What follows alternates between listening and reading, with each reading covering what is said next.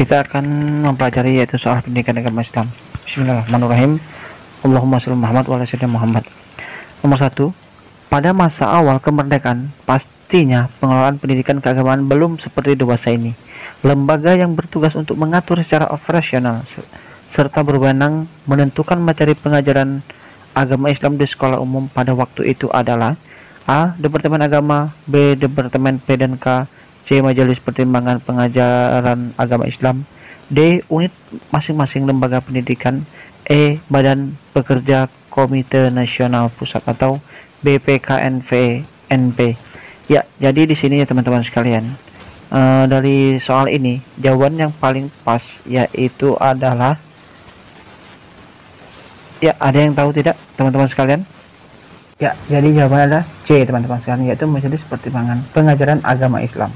Yang mana di sini pembahasannya yaitu adalah, ya kita langsung membahas ya teman-teman segini, yaitu pemerintah Presiden Soekarno pada waktu itu membentukkan Majelis Pertimbangan Pengajaran Agama Islam pada tahun 1947 yang mana dipimpin oleh Ki Hajar Dewantara dari Departemen P dan K dan Profesor Dr. Abdullah Sigit dari Departemen Agama. Tugasnya yaitu mengatur pelaksanaan dan materi pengajaran agama yang diberikan di sekolah umum.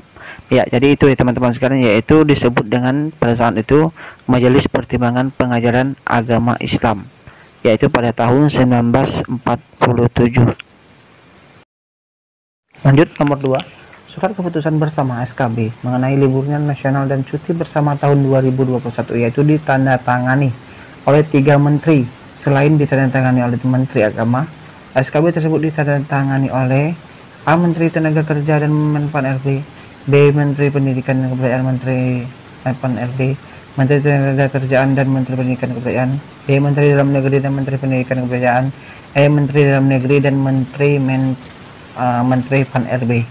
Jadi teman-teman sekalian, yaitu ada surat keputusan bersama yang mana itu dihadiri oleh surat 3 menteri teman-teman sekalian. Jadi jawaban yang paling pas di sini yaitu, ya ada yang tahu belum teman-teman sekalian? Jadi jawaban di sini adalah A teman-teman sekalian. Yang mana A ini yang mana dia dalam pembahasan SKB tersebut ditandatangani oleh 3 menteri yaitu Menteri Agama, Menteri Tenaga Kerjaan dan Menteri Pan RB.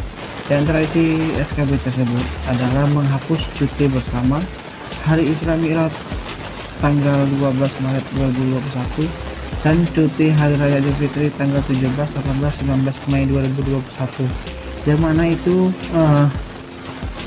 ditiadakan yaitu cuti bersama ya teman-teman sekalian. Jadi di sini mengapa soal ini yang akan dibahas?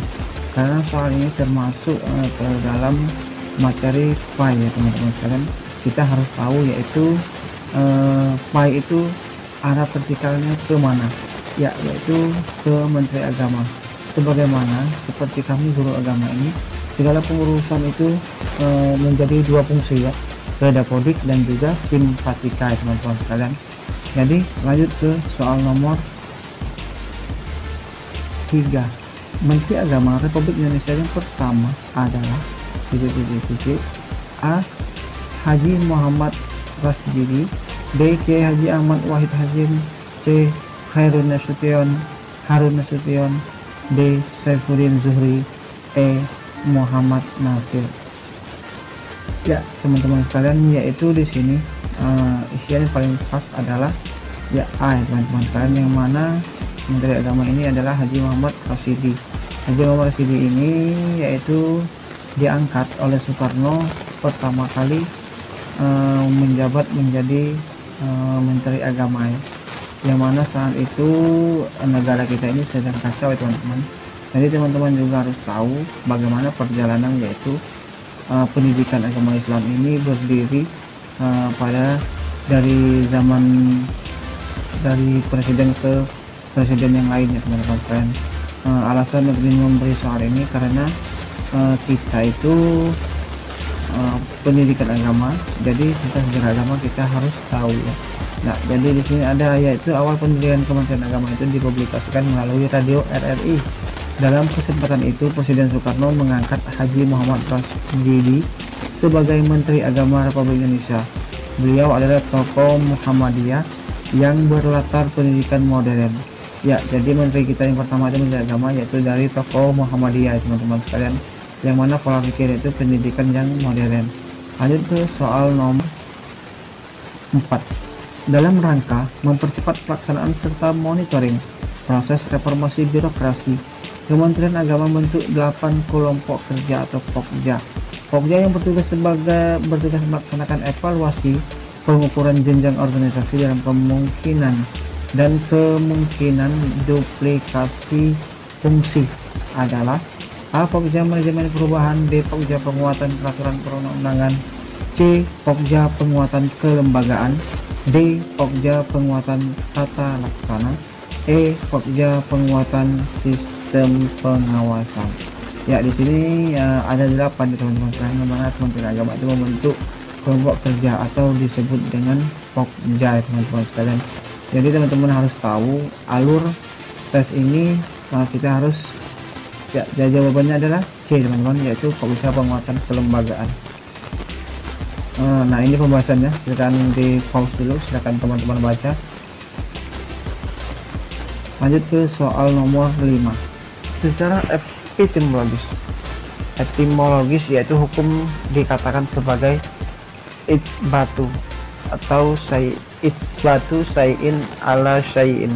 Hal tersebut mengandung pengertian A. Memutuskan suatu perkara berdasarkan suatu aturan, B. Memutuskan suatu perkara berdasarkan suatu kesepakatan, C. Memutuskan suatu perkara berdasarkan suatu kasus, D.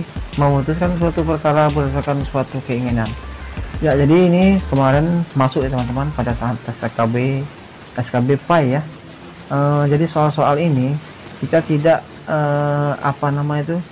belum peka ya kalau kami dulu ya, karena baru membaca seperti itu, tapi super sering didengar.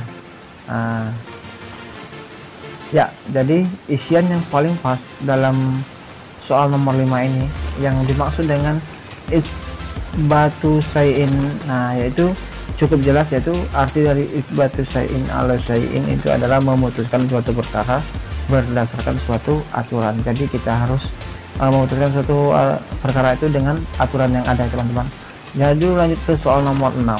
Salah satu fungsi hadis terhadap Al-Quran ialah bayan taudhihi. Yang bayan taudhihi ini artinya A. Melengkapi keterangan Al-Quran, B. Merinci ayat-ayat Al-Quran, C. Menerangkan maksud dan tujuan Al-Quran, D. Memperkuat pernyataan Al-Quran, E. Menerangkan ayat-ayat yang umum.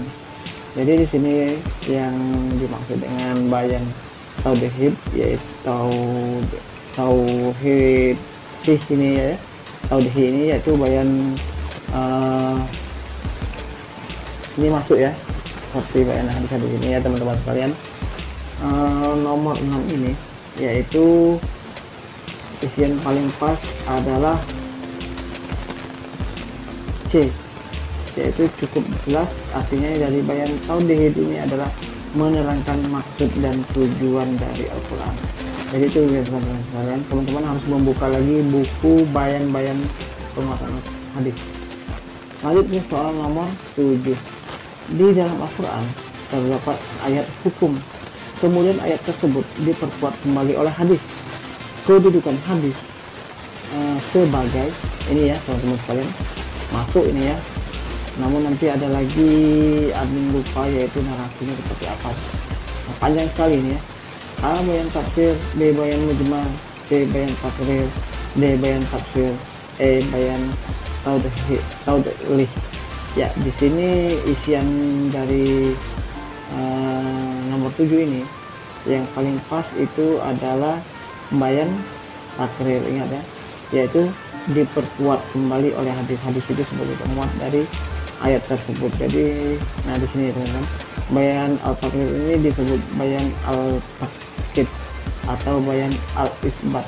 Al-hadis berperan sebagai bayan takrir adalah apabila sunnah hadis sesuai dengan dan atau menetapkannya. Jadi itu teman-teman sekalian, terima kasih, silakan baca-baca. Amin, mohon maaf. Wassalamualaikum warahmatullahi wabarakatuh.